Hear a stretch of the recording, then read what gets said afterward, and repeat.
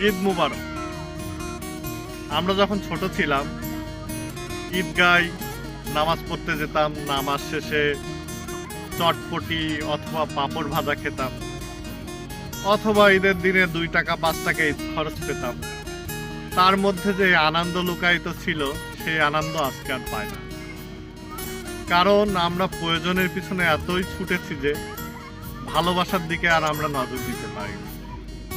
কিন্তু আমরা যদি ভালোবাসাকে মূল্যায়িত করতে পারতাম, নিজেকে ভালোবাসতে পারতাম, নিজের কাজকে ভালোবাসতে পারতাম, নিজের ভালোবাসার মানুষগুলোর সাথে ভালোবাসা ভাগাভাগি করে নিতে পারতাম, তাহলে আমরা আমাদের জীবনের পূর্ণ সুখ অনুভব করতে পারতাম।